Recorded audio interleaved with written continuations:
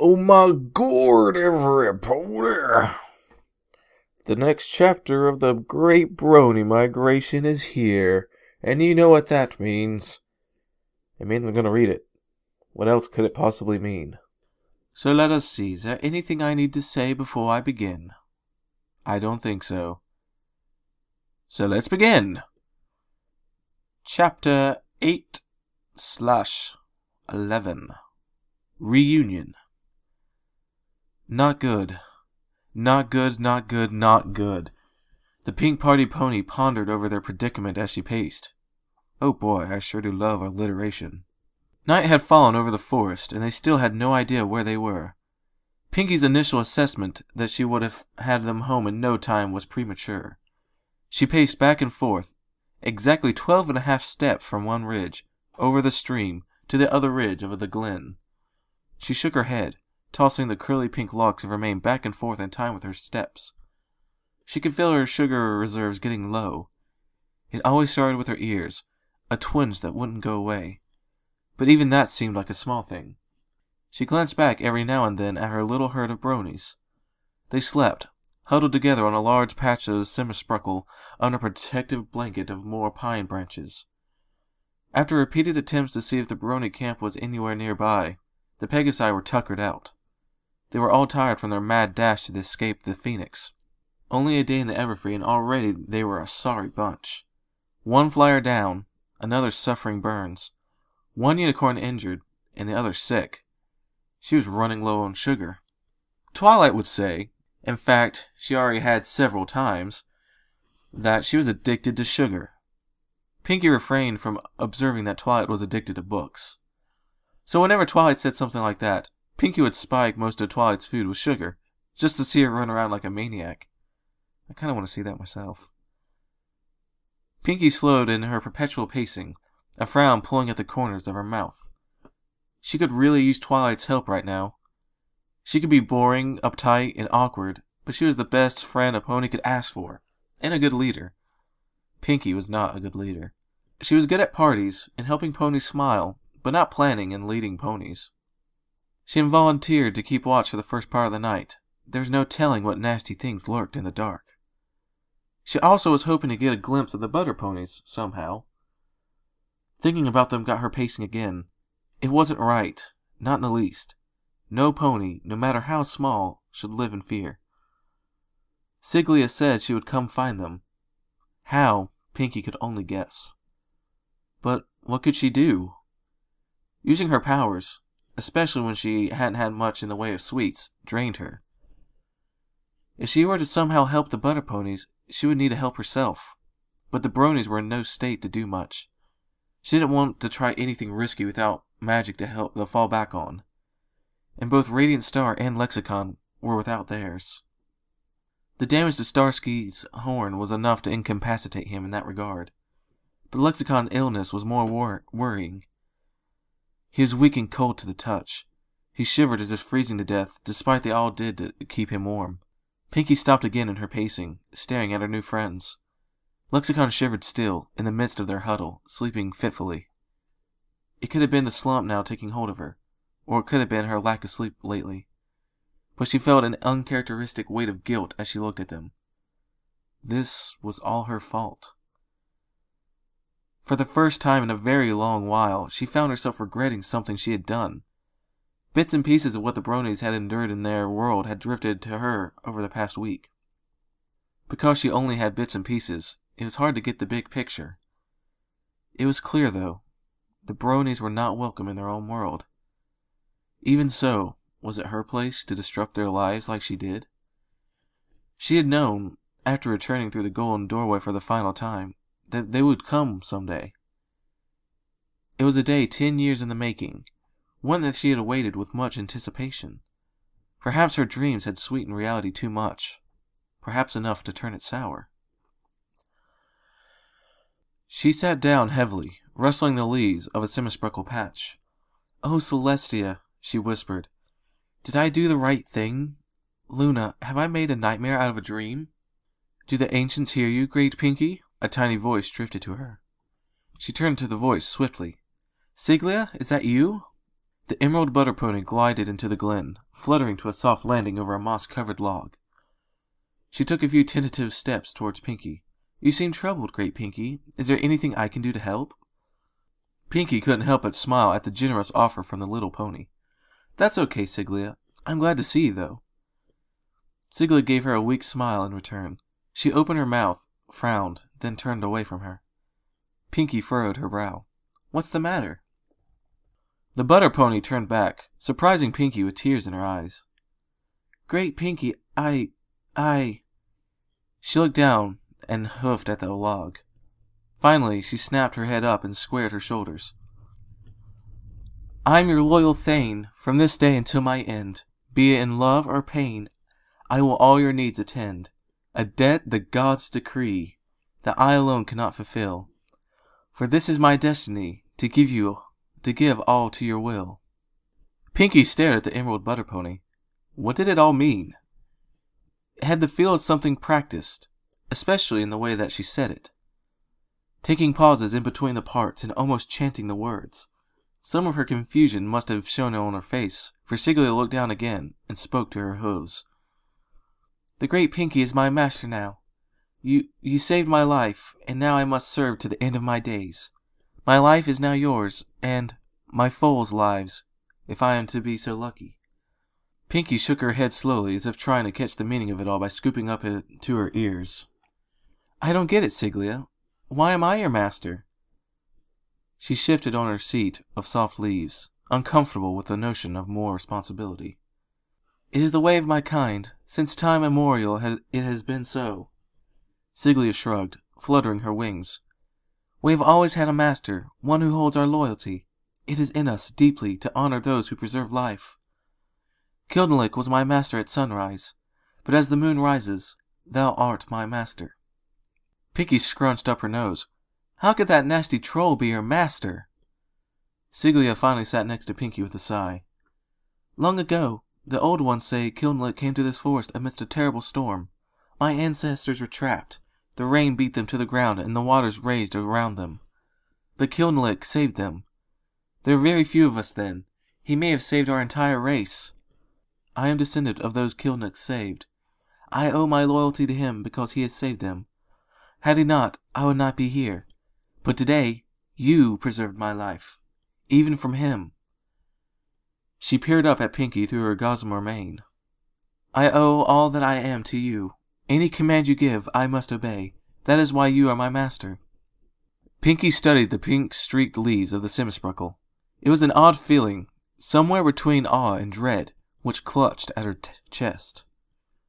No pony owed her anything. Everything she did was for making others happy. She didn't want anything in return. Seeing the smiles was all the payment she needed. What if I can manage you to be your own master?" she asked quietly. She instantly regretted it, for Siglia's face fell, a hurt expression marring her beauty. "Dost thou not want me?" Siglia's voice trembled. No, yes, I would love to have you as a friend. It doesn't feel right. Every pony should be able to make her own decisions." The little pony's face relaxed, a relieved sigh stirring her mane. "I am happy to serve, Great Pinky. It is our way. But you need not do as Kilick does." She spat the troll's name as if it left a bad taste behind. Pinky blinked in surprise.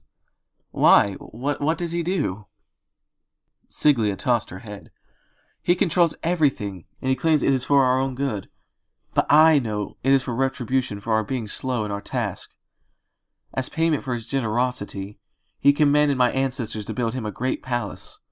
Many generations have passed, and we are still not done. We are compelled to complete it. We have no choice. He seems to think that taking away our choices will make us faster, so he chooses everything for us. What work we do, where we go. He even chooses our mates for us, and the names of our foals." She fell silent, her anger tirade losing heat. "I did not know anything else. I did not know what freedom was," she whispered. She gazed up at Pinky, auburn eyes glowing in the moonlight. "He has not paired me with a mate. I am old enough that I should have been, but he did not. The others thought I had somehow incurred his displeasure and shunned me. Again, her voice faltered. All but Coley. He was my friend when no other was. He loved me when the others feared. I loved him, but we were not a pair. If ever Kilick discovered, we would be doomed. Pinky was enthralled, staring at the little pony as she unraveled the sad tale. We spent time together, in secret, during the dark watches of the night while Kilick slept. I was happy. She wiped at her face with the foreleg. One day, I still don't know what came over him. Kilick commanded, then Coley questioned. For his disrespect, Kilick tore Coley's beautiful wings. He was cast into the mind, banished to toil in the dark until the end of his days. Siga took a shuddering breath. I have not seen him in months. None are allowed to seek the banished out. Forsooth, we do not even know where the mine is. I fear for his life. To lose one wings, it will kill him. Siga turned to Pinky, prostrating herself, tears streaming down her face. Do what you will, Great Pinky, but please save him. Take us away. If I could, I would give thee my life thrice over, again, for the hope that he still lives. Pinky put a hoof over her heart, making sure it was not broken. She could not imagine anything more hateful, more heartless, or more horrifying than this. She wasn't so worried about herself, or even if they could find their way home. She could not live with herself if she didn't do something. Pinky chewed her lower lip, her gaze flitting about the sleeping Bronies. Then again, she couldn't live with herself if something happened to her friends. This Kilick was a dangerous one. That much was certain. Siga, I don't know. She flinched at the crestfallen look on the little pony's face. But I'll think of something. I will. If only they knew more about the troll. Lexicon seemed to be the only one who knew anything about it, but he was unconscious at the moment. A wide yawn issued from her before she could rein it in. Meh. Is there anything you can tell me about Kilick? Like, I don't know. What does he do all day? Is there a way we can sneak in? She stifled another yawn with a hoof in her mouth. Siga got to her hooves and then fluttered to Pinky's shoulder. Little is known about him, despite his being our master for many generations. Her voice was flat. She sniffled now and then, still drying her eyes. He goes to some unknown place come the height of day, and he stays there until sunset. After observing what we have done in our toil, he retires to his rooms in the back of the edifice we built. He is not seen until morning. Every morning we gather to hear his instructions and receive our task for the day. She opened and closed her butterfly-like wings slowly, sighing. He leaves us mostly to ourselves as we work, though he has returned unexpectedly from time to time. If you wish to enter the village secretly, Great Pinky, under the cover of the night, is best. Pinky's head sagged on her shoulders, eyelids drooping. She snapped her head back up, pulling herself out of her exhausted stupor. Sorry, I almost dozed off there. Night, huh? You think you can figure out where Coley is? Do you think it's the same place Kilick goes all day? The butter pony shrugged. Perhaps it is. Perhaps it is not. I have searched for it when I could, but Kilick is very powerful and is concealing magic. I cannot follow his footsteps, or at least, I could not. Perhaps now, as his command no longer binds me, I could follow him in his sanctuary. She paused, lifting off from Pinky's shoulder to flutter in front of her. She looked into her eyes, then away into the ground. Is there something wrong? Pinky asked slowly. Thou art a kind one, Great Pinky, but I can see that thou art in need of rest. Would it offend if I were to ask why thou dost not sleep? Pinky rubbed at one of her tingling ears, a wry smile curving her mouth. You can ask me anything you like. I don't mind. I'm not sleeping because I have to keep watch. They were all so tired after running from the Phoenix. They pretty much fell asleep on their hooves. And one of them is sick. I don't know what to do. Siga drifted over to the sleeping Bronies, alighting on a pine bough over them so softly. She didn't make a sound. The one who trembles as if cold? She asked, looking down at them and flicking her tail. This is strange. Her eyes were closed, voice but a whisper. I am one blessed with the magic of healing, but this ailment I know not. She jumped down from the branch to land delicately on Lexicon's trembling shoulder. Immediately, she took to the air again with a gasp. He freezes even as I touch him. She flitted from side to side and hovered over his face, prodding the poor unicorn as if searching for something. Great Pinky, Siglia whispered and waved her hoof. Pinky trotted over to the huddle of sleeping ponies. There may not be much I can do. May I try? Pinky rubbed her ear again, holding back a yawn. Sure, anything is better than nothing. Siglia nodded. She hovered over Lexicon, closed her eyes, and took a deep breath. With every flap of her malachite wings, a white glow grew around them, pulsating like a heartbeat. After a few seconds, the butter pony exhaled. From her mouth came a vaporous white cloud that Pinky could only describe as being the most simple yet complicated thing she had ever seen. As the cloud left her, Siglia's wings lost their ethereal glow. The strange magical cloud twisted and contorted into 1,000 different shapes, all at the same time. It flew through the air until it was inhaled by Lexicon's shuddering breaths. Gradually, his shudders tapered off, his breath coming more naturally. The red unicorn relaxed with a contented sigh, snuggling into the semisprockle leaves. Siglia landed on his shoulder, a little shiver running through her. He is not well, but I suppose this will do for now. She turned back to Pinky, her eyes widening in alarm. Pinky turned to see what surprised Siglia. Was it a timberwolf, cockatrice, or a manticorn? She turned, perhaps too fast. The four spun, sky and ground melting into one and then suddenly breaking apart sideways. She gave a soft groan, wishing the trees would stop dancing. They weren't supposed to do that. Dancing was her job. Great Pinky, art thou all right? Please, speak, Great Pinky. Pinky blinked at the emerald blur that talked to her. I'm a-fine. I just got a bit dizzy. She slurred through a pounding headache. The emerald blob, that somehow had Siglia's voice, bobbed around and prodded at her. There was something important. What was it? Siglia? Pinky's tongue felt slow. Hey, there was something important. Wait. She let her aching head flop back to the ground. Sk! Ha! That tickles. She giggled lazily as the little blob, now suddenly a pony, prodded at Pinky with her tiny hooves. What ya doing?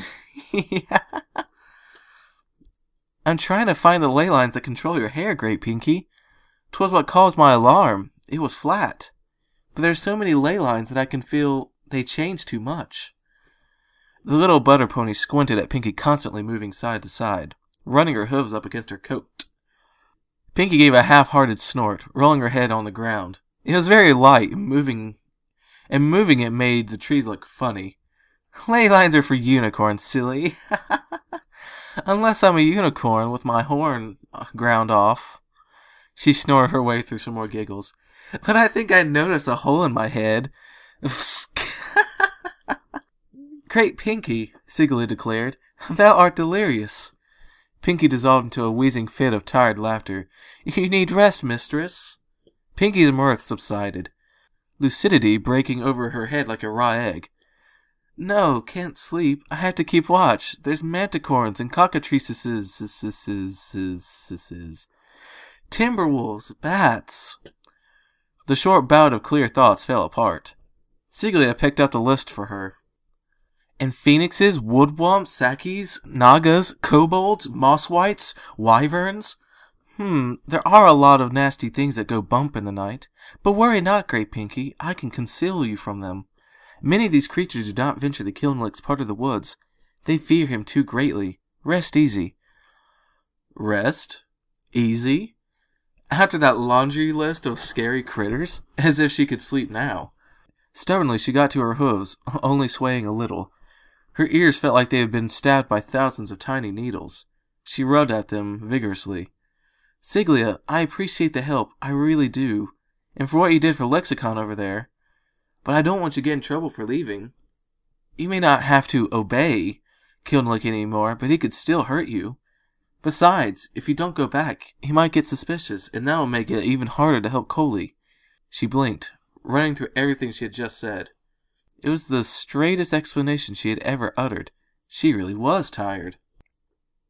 Siga flew in a small circle around her head. I don't understand, Great Pinky. Dost thou not trust me? I would understand if you did not. I have known you only for a short time. She stopped her orbit of Pinky's head, giving her a considering look. Canst thou make thyself beyond the eyes of those thou wishest not to see? Is it not true that thou canst move in mysterious ways? Pinky was so startled, her ears forgot to hurt. Eye twitch, knee wobble, tail jerk. There's a very important decision here. But what? Did she trust Siga? Of course. But could she actually save any pony? Rainbow Dash would know how, but Pinky had no idea. She looked once again at the sleeping Bronies, guilt crushing her chest. I wish I could help, Pinky whispered, but I don't know if I can. Siga fluttered past her vision and hovered above a patch of pink-streaked leaves. I believe in you, Great Pinky. You saved me. You can save Coley. You can do anything. Her little voice was full of conviction. Pinky could almost believe her. Pinky walked over to the little pony and sat on a patch of Simispreckle with a sigh. Thank you, Siga. She gave the little butter pony another half smile. You don't believe? Pinky only stared at the ground. It's not that I don't want to, she mumbled. It's just that I don't know if I'm doing the right thing. Troubled day to restful night, the morrow brighter to know what's right. Siga sang a cute couplet and smiled at Pinky. All the pink pony could muster was a tired twitch at the corners of her mouth. She never noticed the teal cloud of sinuous magic drifting to her, and was surprised, yet pleased, to find herself sleeping soundly. The humble humming of a pony's ferrying across the light to lighter dreams. Pinky! Psst! Hey, Miss Pinky! Some pony gently shook her shoulder. She ignored it. Guys, she's out of it. Cut it out, Silver. Let her sleep. She's probably up all night watching out for us. Another voice said. Shadow Flash, it sounded like. Yeah, but what are we going to do with all this food? That sounded like spearmint. I mean, we could eat it. I wouldn't, Shadow Flash warned. We don't know where it came from. It could be a trap. Riddle me this, Admiral Akbar. If some pony, or something, wanted to poison us or trap us, why didn't they just jump us in our sleep? Ribbon pointed out. She's got a point there, Shadow. Radiant Star interjected. No, you've got a point. She has wings. And sass. Cute, was Ribbon's flat reply. So, can we eat it then? Spearmint ventured. A long pause answered Spearmint's question. Finally, Silver Lining spoke again. What's taking Azure so long? I could go look for him, Shadow Flash offered. I don't think that would be best, Radiant Star said. He's been gone an awful long time, Shadow Flash persisted. How about I go looking around? 10 minutes. If I don't find him by then, I'll come back to see if he's here. Sounds fine to me, Spearmint mumbled. Yeah, go ahead, Shadow, Ribbon sighed. I don't know why you all looked at me. It's not like I'm in charge or anything. No pony's really in charge. Well, I guess Miss Pinky is, kinda, but... Starsky trailed off as small gusts of wind buffeted Pinky. I'll go find Azure. You can figure out who's in charge without me. The last of his words faded as he flew away. Hey, Starsky, Ribbon called. He sounded very preoccupied. Quit drooling at the food. Spearmint's doing enough for us all. Hey, I can't help it if I'm hungry in the morning. The food's right there. I don't get why we can't just eat it, came Spearmint's indignant reply. Whatever. Starsky, come here and lay on Lexicon's other side. He's shaking like a leaf. There came a shuffling of hooves and a rustling of leaves. A surprised grunt, then a giggle. Whoa now, Starsky, don't hurt yourself. What you doing? Some pony flopped to the ground next to Pinky. I can't help it. That darn headache still hasn't gone away, and I'm kinda seeing double. Does your horn still hurt? Not as bad as yesterday, but yeah. Should you be so close to him? We don't know what he's got. It could be contagious, Spearmint said. I don't think it matters. Besides, he's freezing. I'm not going to let him freeze to death, Ribbon replied. Pinky tried to open her eyes. They ignored her. She tried to move a leg. It ignored her too. She tried to speak, and stayed stubbornly quiet. Pinky was vaguely aware of what was going on around her. She could hear the Bronies talking, but not all of what they said was making a lot of sense. Wait, why was she asleep? She didn't want to sleep. She was supposed to have stayed up all night to keep guard. But she started talking to Siga and then got really tired for no apparent reason. Hold the frosting! Siga cured Lexicon. She distinctly remembered seeing him breathe in some sort of butter pony magic type stuff, and he stopped shaking. But that didn't explain why she was so tired and she couldn't wake up all the way. Pinky tried once again to wake up, but it was like pounding her hooves against a 4-scepter-thick wall. She yelled inside her head. She mentally kicked and pounded at the inert form of her body, not even able to muster a grunt. I wish we had a blanket or something to put over him. Just lying next to him doesn't seem to be helping as much as it did yesterday, Ribbon lamented. If wishes were horses... Wait, we're horses. Guess that phrase doesn't work anymore. Radiant Star chuckled to himself. Spearmint, you look like a hurt puppy. Go ahead and help yourself. Geesh. I hope I don't have to tell you guys every little thing to do. I'm still not in charge, and I wouldn't want to be if it means babysitting you. Ribbon blew out her chops. Indeed, you may eat the food, Master Spearmint. I gathered it for the friends of the Great Pinky. Siga's little voice suddenly pierced through the soft rustling of the wind in the trees. Some ponies started coughing and sputtering. Oh dear, did I startle you? No, Spearmint wheezed. Some juice just went down the wrong tube. I'm fine. Very well. A tiny breeze wafted over Pinky, and then little hooves perched on her shoulder. Has she not woken already? Perhaps the Great Pinky was in dire need of rest. Oh, this is not good. Why? What's wrong? Starsky asked.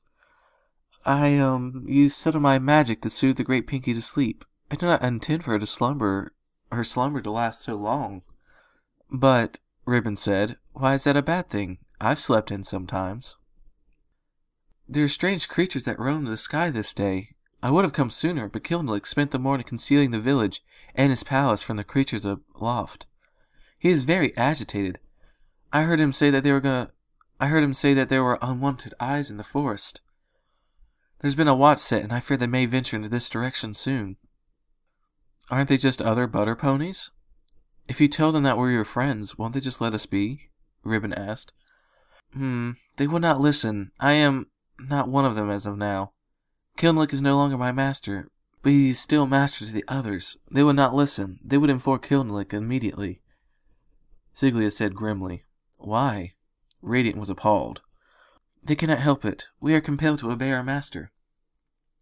Can you wake her up? I don't know how much good that will do. Azure Clouds and Shadow Flash aren't here, Ribbon said. I will try.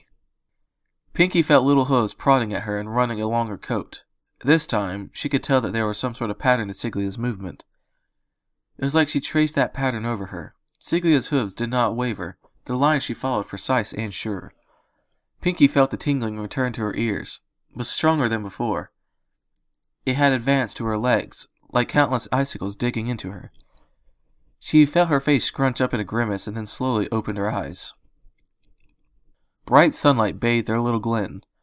The sun glinted off in the babbling stream, throwing shimmering flecks of light at the trees. Her tired eyes focused sluggishly on the ponies around her, the residual sleepiness giving everything an odd halo. She blinked a few more times, clearing away the fog. A sheepish emerald pony fluttered into view. Siga, Pinky muttered. Don't do that unless I ask, okay? The butter pony blushed and ducked her head. As you wish, Great Pinky. Pinky laboriously got to her hooves and cast her eyes around the glen. Ribbon and Starsky laid next to a shivering Lexicon. Spearmint munched happily on an apple as he sat next to a sizable pile of assorted fruits, vegetables, and grains. Silver Lining sat next to her, eating what appeared to be the last semispreckle in the glen, which would explain his being so quiet. She squinted at the canopy of the forest, swaying slightly from side to side. When she looked down again, not exactly sure of what she was looking for in the canopy, she narrowed her eyes at Lexicon. Does he look Washed out to you? Every pony turned to study the shivering unicorn. The longer Pinky looked, the more certain she was. His coat was a deep red yesterday. Now it had a grayish tinge to it, making it several shades lighter. Yeah.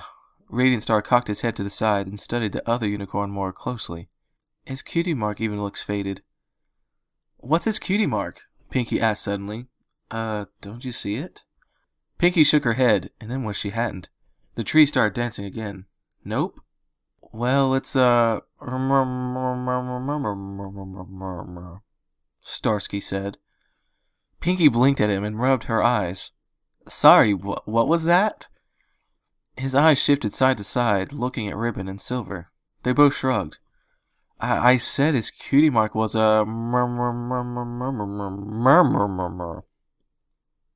Pinky turned to Siglia, hovering next to her, and was met with a confused expression that she guessed was also on her face. And never mind. So, how come Azure and Shadow left? They wanted to see if they could spot the camp. This is some great stuff, Siglia. Spearmint informed her through mouthfuls of food. Ribbon rolled her eyes at the green-haired Pegasus. I don't think they'll see it. We don't know how far off we are, of course, but, well, I have this feeling we're lost pretty good. Is this what you spoke of earlier, Great Pinky? This camp is your home? Siglia alighted to Pinky's shoulder. For now, it's where the Bronies live. I live in a town called Ponyville, but it's close by. Have you ever heard of it? The chances were slim, but it couldn't hurt to ask. The little pony shook her head. I have heard a story that Kilick possesses a device that tells him of what happens in the forest. Perhaps it can tell you how to get home. Stories, Silver said. So you don't know for sure? Siglia nodded. Some of the old ones claim to have seen it with their own eyes. Better still, they claim to know where he keeps it. One of the large rooms that have been finished of his grand palace bears no window and opens to no doors. It was made so explicitly by his instruction. I looked at it very closely today, pretending to mend a chink in the wall. There's magic at work, but none that I can discern. She looked up at the canopy, her eyes widening. Oh my, we have lost much daylight. Hurry, friends, eat. We must make haste as soon as the others return. Where are we going? What about Lexicon? I don't think he'll be able to walk far. He hasn't even woken up yet. Ribbon tapped Lexicon on the side of his head with her nose. He didn't react. I will see what I can do. Please, eat. You'll need your strength. Siglia jumped from Pinky's shoulder and fluttered to the sick unicorn, beginning her strange, almost ritualistic prodding and trancing. Pinky jerked her head towards a pile of food, urging Ribbon, Starsky, and Silver to go over there.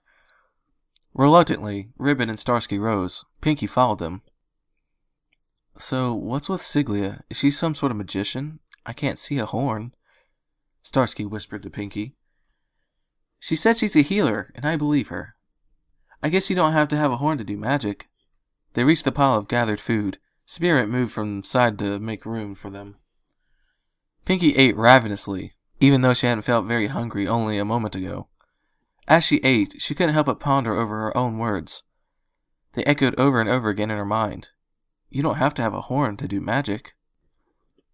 4 hours and a trek of ups and downs over forested hills and through rocky ravines took Pinky and her little herd of bronies into the mouth of an imposing cave.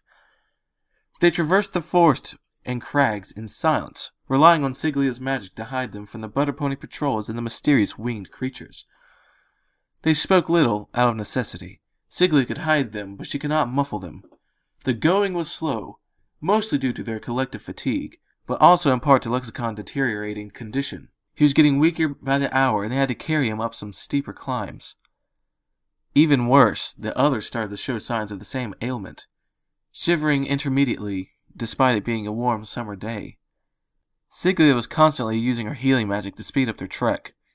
It took a lot out of the poor little pony, and she had taken to riding on Pinky's head, giving directions by way of landmarks in between short naps. The sun was well past its zenith, orange rays piercing the clouds and casting golden blankets of light on the ground. From time to time, woodland creatures scampered through the trees and underbrush. They were not like the ones Pinky knew near Ponyville. These critters were skittish and fearful, and they did not come near the troops of ponies. Instead, they watched from behind leaves and branches, ready to flee at the slightest hint of danger. The air itself felt heavy with danger, as if their doom lurked behind the next tree, or waited in the shifting shadows. They followed Siga's instructions, treading along an odd, overgrown trail, until they came to a clearing strewn with boulders. A tall cliff wall of pale stone loomed over them, a large cave like a blemish yawning at the head of an old trail. The cave before them was exactly the sort of place that one could go and never return from. The walls were dark with moisture and blackened with mold. Shards of something white, that looked eerily close to bleached bone, were strewn about the rocky earth before the mouth. Stalactites hung menacingly from the roof, further adding to the illusion of a gaping maw, content to swallow them whole. Pinky wanted to dismiss it as her imagination, but a soft rustling seemed to come from the cave, as if something large were inside, sleeping just out of sight. She and the others crouched behind a large boulder. "Siglia," Pinky whispered. "Siglia." She shook her head a little, trying to rouse the butter pony. Oh, are we here?" The little pony yawned. "How come you brought us here?" Pinky asked. She glanced behind her. All the Bronies' eyes were glued to the mouth of the cave. She couldn't help but stare at the cave herself. "I thought we were going to the village." "The village is not far, but you will be spotted for sure. This is the mine. Kilick rarely comes here. At sundown, those that work the mine will bring ore to the mouth of the cave. Others from the village will come to retrieve it. It is a long process. The ponies that work the mine and those who move the ores are mutes, made so by Kilick so that they could not tell any pony where it was. The rest of us, we are forbidden to help them. I followed them here this morning, when they brought food to the banished ones." She flew from Pinky's head to the boulder, gazing at the cave. She spoke in a whisper, barely louder than the wind sighing through the trees. "I did not see Coley." "That doesn't look like a mine," Silverlining said under his breath.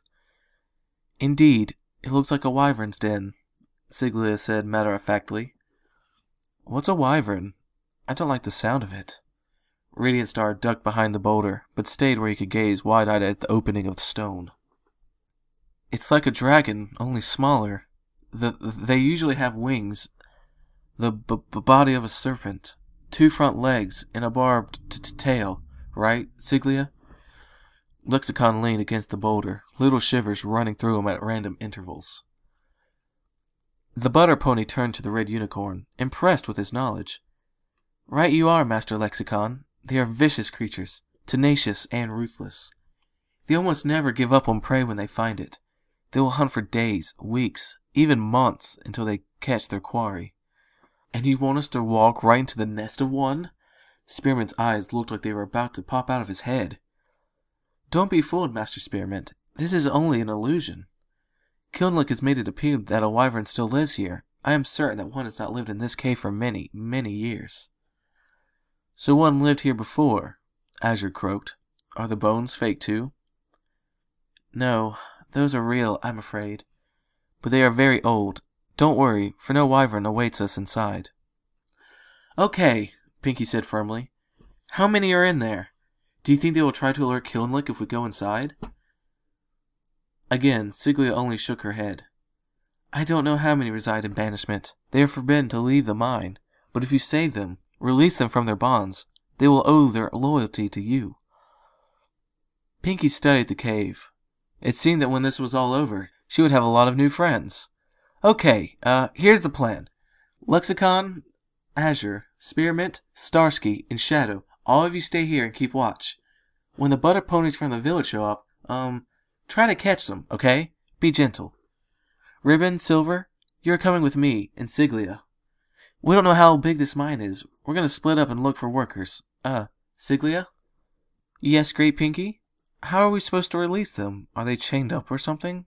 "I do not know." She tapped a hoof on the boulder. "I would imagine that they are not. Perhaps if you merely promise to spare them, they will follow you. You are supposed to be dangerous giants, after all. maybe Kilick's lies will work against him. Good enough for me. Pinky turned to her little band of rescue raiders. Operation Sticking It to the Troll had begun. We'll try to be as fast as we can. If the troll shows up, run. We'll find you. Just get as far away from him as you can. Split up. Make it hard for him to catch you. They all nodded at her words. She turned to the entrance of the cave and bravely started trotting towards it. Miss Pinky! Shadowflash called. She turned to him, still trotting. Good luck! She smiled back at him. You too! Pinky, Siga, Ribbon, and Silver crossed the threshold of the cave. In the blink of an eye, the ominous stone orifice changed. The seemingly endless black was no more.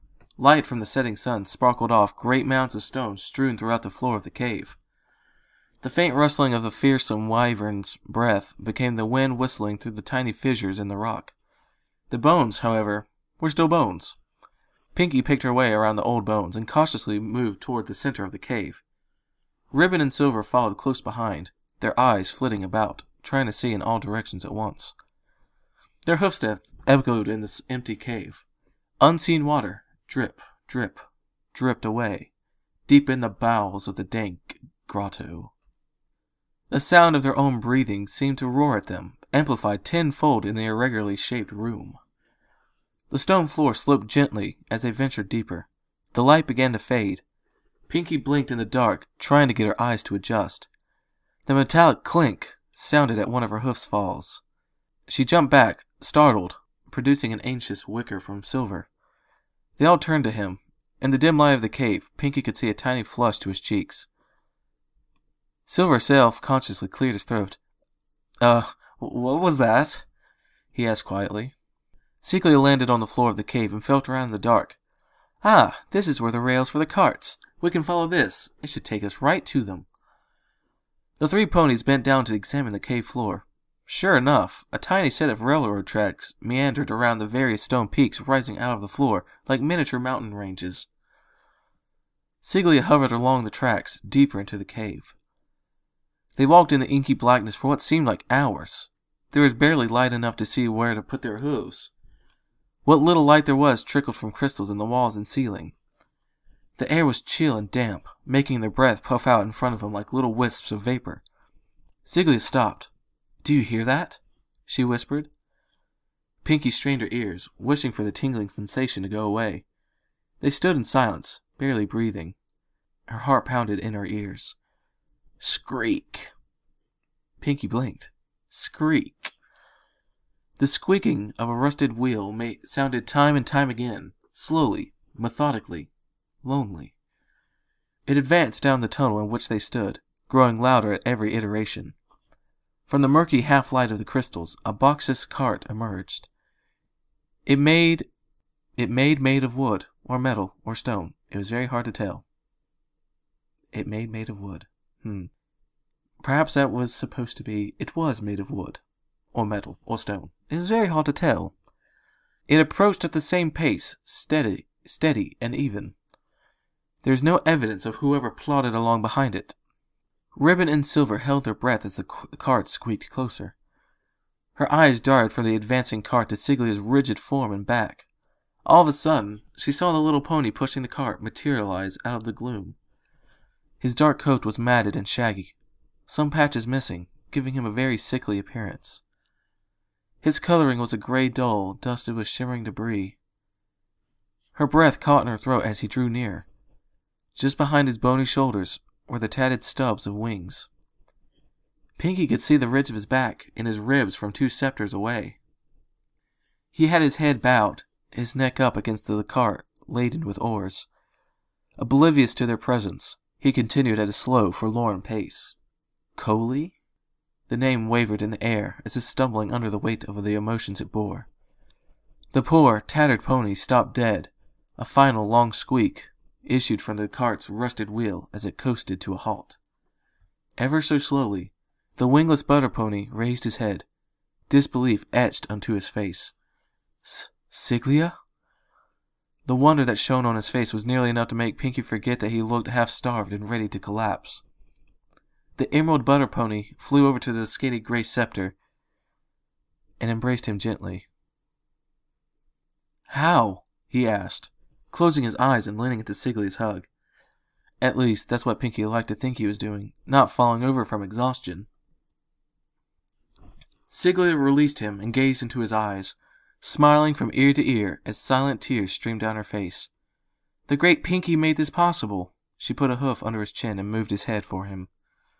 At first, his face scrunched up in confusion. Then his eyes grew to what seemed twice their original size, his jaw dropping as soon as Siglia took her hoof away. Coley, this is the great Pinky. The great Pinky, this is Coley. Pinky smiled at the little pony, even though all she wanted to do was cry. Hello, Coley. I've heard a lot about you. I'm Pinkie Pie. Oh, but... The gray butter pony stammered. The great Pinky's my master now, Coley. Coley's head jerked back to Siglia. Kilick has lied to us. The giants are not here to destroy us. They're here to save us. Here to save you. Notice how you were able to speak to me. Kilick's hold on you is already broken. She wrapped her forelegs around him once again, speaking into his coat.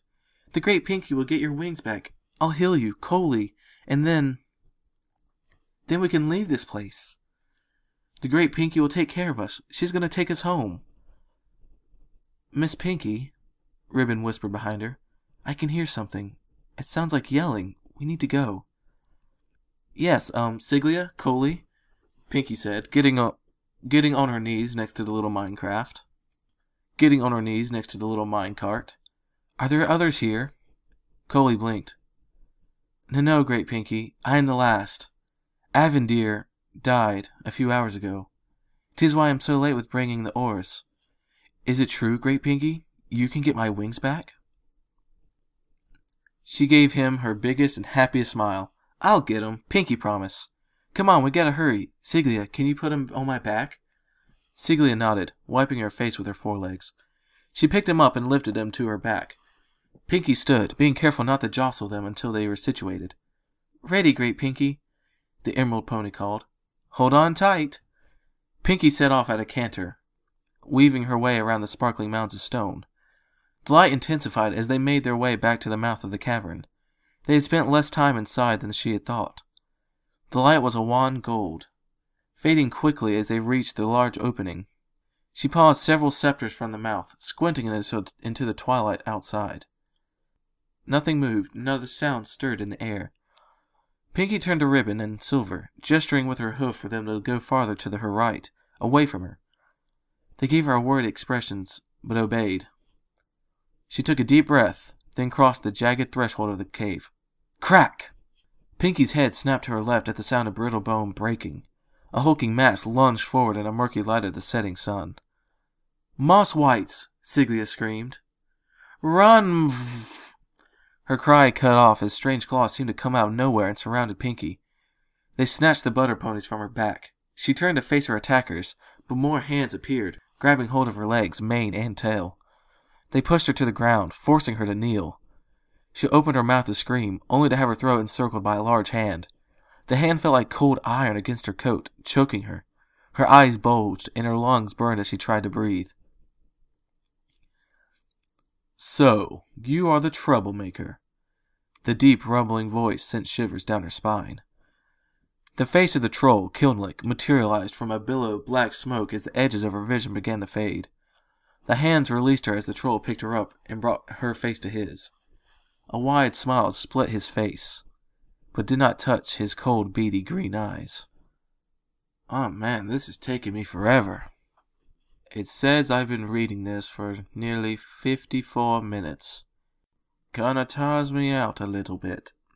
It certainly would be nice to have someone read with me. Ah, well, that won't happen. Enough of this little intermission. I'm over halfway there, I think. Pinky gasped for breath on the floor in a heap. She lay like so many pink rags, tossed aside by the troll, apparently dealt with and of no further concern. Her throat burned even as she pulled sweet air into her lungs, the sensation of Kilick's cold grip lingering on her neck. She tried to stand, but her hooves were proving hard to find. Through watery eyes she looked at the motionless forms of Siglia and Coley, not 2 scepters away. Alive or dead, she did not know. Panting, Almost sobbing for her inability to act, she turned her head. She watched Kilick advance on the Bronies like a glacier, unstoppable, ruthless, cold, and heartless. Bravely they planted their hooves on the stone floor, glaring at Kilick as he drew near. Lexicon whispered almost feverishly to himself, his legs barely able to hold him up as he swayed, shivering. They were in a large room surfaced in large flagstone with tall, dark, wood-paneled walls.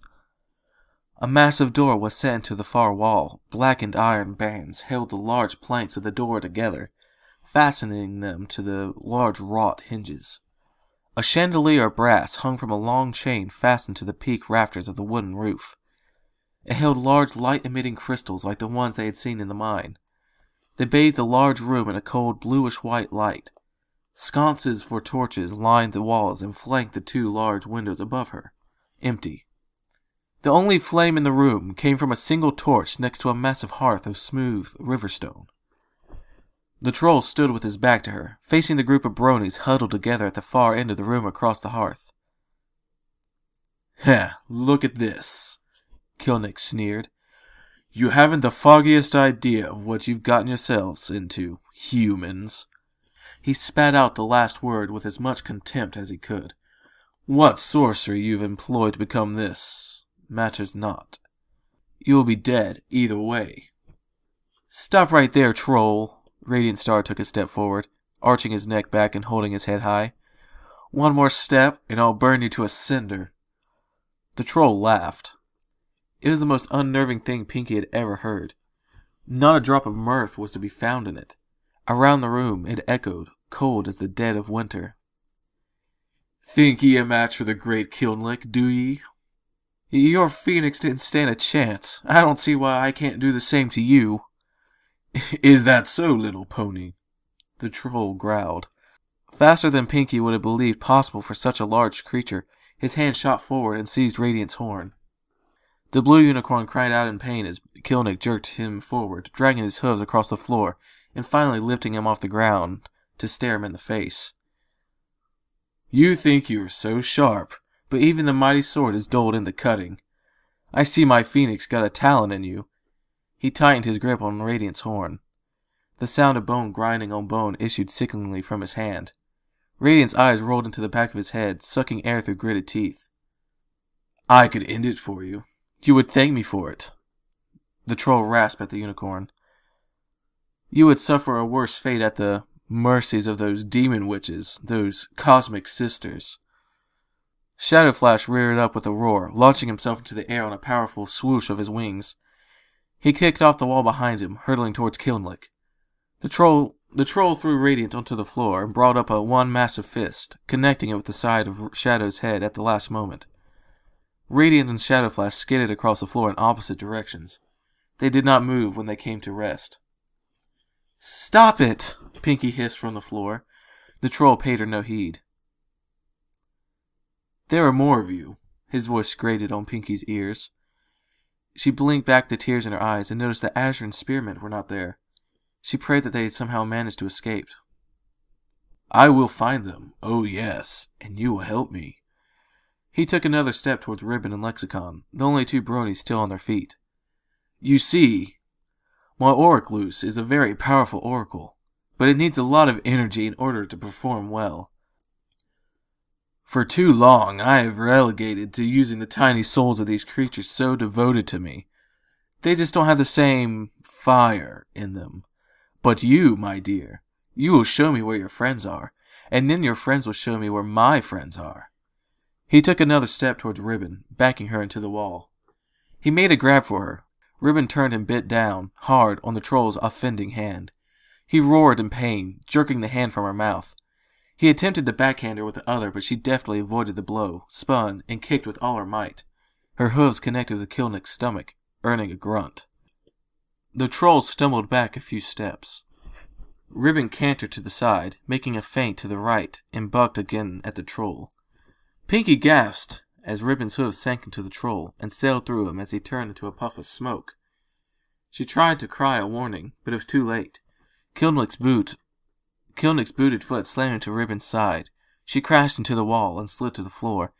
coughing as the troll finished materializing out of thin air. You make this so hard on yourselves. The troll bent down and took Ribbon by the muzzle. You are lucky the Oraculus works best when bones are not broken. Princess Celestia is looking for us. Muff. She'll find you. You'll pay for this, Ribbon managed to say through clenched teeth. The troll chuckled, thrusting her head to the side as he released his grip. This witch you so readily worship, that you think will save you, is nothing. I do not fear her. She trembles at my name, human.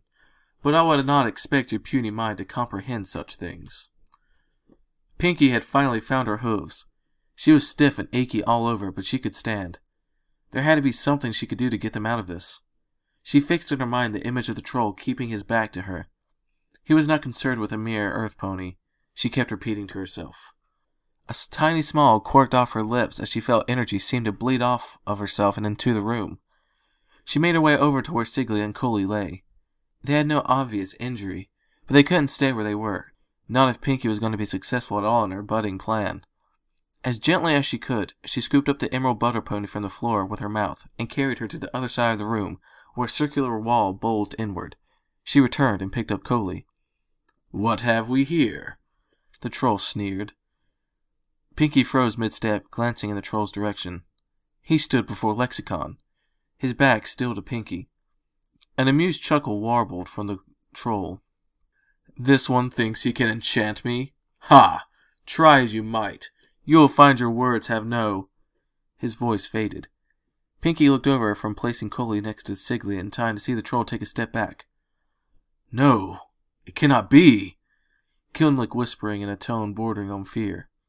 Lexicon trembled, eyes squeezed shut, his mouth working furiously as he whispered words whose meaning could not escape Pinky. Before her very eyes, his color seemed to drain from his coat, leaching towards his horn which glowed with an aura of white light. Kilick grasped the edge of his strange translucent cloak in one large hand, staring intently at the once red unicorn. Pinky suddenly found herself snatching the torch from the hearth in her teeth, a spark of inspiration setting her to some split-second decisions in a wild guess. Out of the corner of her eye, she saw Shadow Flash and Radiant Star stirring. She could no longer concentrate on her invisibility. Ribbon jumped as she caught sight of Pinky suddenly in another part of the room. Pinky jerked her head at the large door. Ribbon nodded, wincing as she got on her hooves. Everything was in place. She tightened her teeth around the torch. Tail twitch. Her eyes snapped to the ceiling. With a mighty crash, the ceiling exploded in a shower of splintered wood and creaking metal. Pinky dropped the torch. The world slowed. Suddenly, she saw everything as if it swam through molasses. The chandelier swung over to where Radiant sat, dazed. She needed to be there, now. She was behind Radiant an instant later. Her forelegs wrapped around his middle. With the last of her breath, she jumped backwards, pulling Radiant out of harm's way as time caught up with her. The chandelier slammed into the stone floor where Radiant's head was only a second ago. The large crystals fell from their mountings and shattered, splintering the light they had held in a million pieces, and the room plunged into darkness. The flickering torch guttering on the floor cast sporadic orange light in the shadows left by the faded blue light, still bleeding from the crystal fragments spread all over the floor. Ah, man, I'm not going to do that again anytime soon. Azure clouds groaned in the middle of the debris from the recently demolished ceiling. Rainbow Dash made it look so easy. He shook some dust out of his light blue mane. A large, heavy timber shifted, revealing a livid troll. A low rumbling growl parted his sneering lips as a hammer with a very long handle faded into reality from a billow of inky black smoke. Azure, look out! A new voice shouted from the hole in the roof. An eagle's cry rent the air as a huge shape dropped from the ruined timbers above. Pearlescent raven wings flashed in the moonlight, streaming into the room, razor-sharp talons slashing at the advancing troll. Pinky couldn't believe her eyes. A griffin? Here? Another large shape dropped into the room as a raven-winged griffin grappled with the troll, followed by another, smaller winged something or other. Azure, get up! Help me grab Shadow! Spearmint shouted over the din of breaking wood and coarse growling. The two Pegasi jumped over to where Shadow Flash lay under a few splintered boards. Come on, Miss Pinky, we gotta get you out of here. Another griffin ran ran up to her, grabbing a still incoherent radiant from her grasp and slinging him over his shoulder. Come on, I don't know how long Garrett can keep that thing occupied. Wait, the others, she protested. We'll get them, just come on. He turned and ran for the great door. Ribbon was pounding on it with her hooves, trying to figure out where the latch was. Hold on, little missy. Let me lend a claw. Shattering glass caught Pinky's attention. She wheeled around to find the black griffin struggling to free himself from the cabinet that had fallen on him. Jars, empty and full, rolled around him. Many of them were broken. The troll stood up in front of the trapped griffin, raising his hammer up above his head. She had to do something, so she did what came most naturally to her. A great pealing gale of giggles and guffaws poured from the Pink Party pony. The room fell silent save for Pinky's continued merriment. Kilick stood frozen in the midst of raising his hammer for a killing strike. He turned to regard her with his beady eyes. Pinky continued to laugh. It all came out. The fear, the guilt, the stress, all of it. The incongruency of the whole scene had her in stitches, pounding the floor with her hooves as a gale after raucous gale of laughter ripped themselves free from her throat. Kilick turned away from the griffins, lowering his hammer, perplexed by the display of what was obviously insanity before him.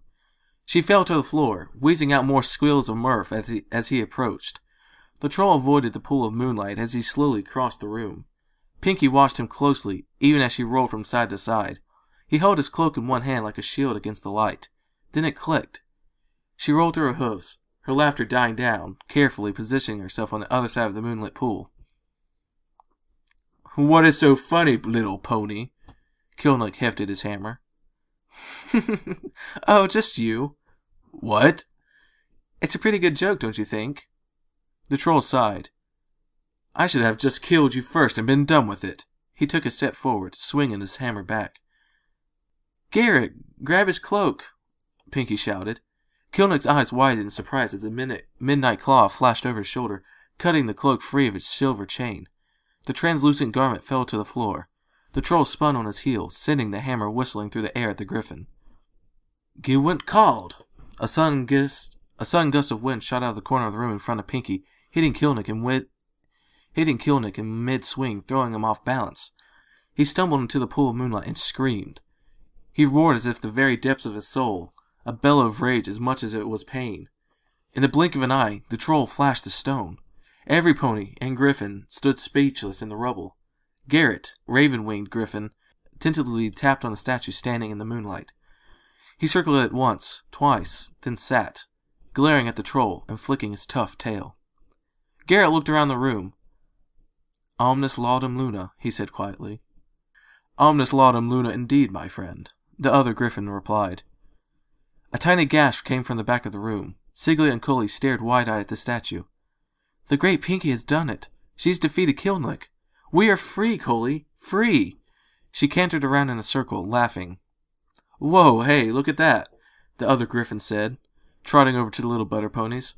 They're like little ponies. Ha ha. The two butter ponies cowered in front of the griffin. Ah, great Pinky, save us. It's okay, Siglia, Pinky said with a giggle. He's a friend. She raised her eyebrows at him. The brown and white griffin straightened from his inspection of the little ponies with an embarrassed chuckle. Sorry, where are my manners? I'm Lexicon. What are you doing out here? Not that I'm complaining. You're part of the Griffin Bronies, right? Ribbon walked around the statue, supporting a great and very tired-looking Lexicon. Yup, Lexicon chirped. We're out here looking for you guys. We ran into Shadowflash and Spearmint there, literally, and they led us back here. There's probably hundreds of Pegasi out there combing the forest and everywhere else. Speaking of which, Garrett, you think you can find the waypoint on your own? I'll stay here and keep an eye out for any of the other search parties. We're kinda late checking in. Make sure they bring every pony that can help. I think we're gonna need it to get them all back. Garrett nodded and launched himself into the air through the hole in the roof. Hey Lex, Spearmint said. Was it you that pushed the troll into the moonlight? How'd you do it? How'd you know? Lexicon sighed. I didn't know. I just had a hunch. I couldn't get my magic to work. I tried everything I could think of. Then I remembered a book I read about the ancient druids. I tried a few spells from it. That one worked, I guess. I think I've had my fill of adventure for now, Radiant Star mumbled by the door. He leaned against it. A sharp click sounded at the pressure as the latch detached. Wah! he yelped as the door swung open, depositing him on the floor. Midnight spilled into the room through the open door. Starsky looked up. Oh my, you guys have to see this. Siga picked up Coley and put him on Pinky's back once again as every pony went to the door. They left a space for Pinky to walk through. She put a hoof up to the massive wooden portal and pushed. Her eyes widened, trying to take in the sight of hundreds of multicolored butter ponies standing in the midst of a miniature village. At her appearance, they erupted into a clamor of tiny voices. That is the one! Kilick is no more! What will become of us? The giants, they will destroy everything! Look! Doth my eyes deceive? That is Siga. Coley, the banished one, he returns! What does this mean? Ancients preserve us! Siga hovered next to Pinky's head. Great Pinky, may I speak with them?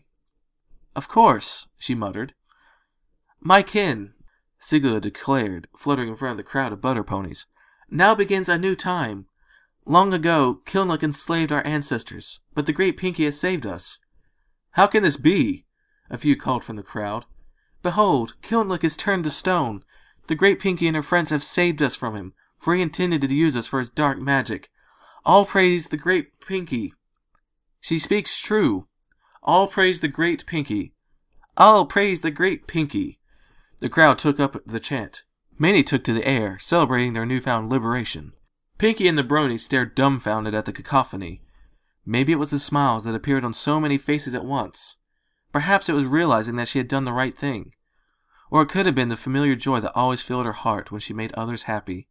Whatever it was, she couldn't stop laughing. And there you have it, the latest chapter of the Great Brony Migration by Lyconius. Yes, let's see, that took me about 3 hours to read, on and off. Usually I do read them continuously, but not this one. I just didn't feel like it. And honestly, I could do it this way because I had nothing else to do today. Yeah. Unfortunately, I still have to edit it. Let's see, what else? Is there anything else to say? Oh yeah, would anyone be interested in seeing my final project for my animation class? Guess what? It's not as good as the video I uploaded last week, but it is pony related still. It's got Spike, like running and jumping. And yeah, it's actually not that interesting. But if you would like to see it, sure, I'll upload it. Whatever. Maybe actually add some sound effects. So yeah. If you enjoyed this reading of the Great Brony Migration, be sure to comment, rate, and subscribe. And until then, I'm going to be editing this.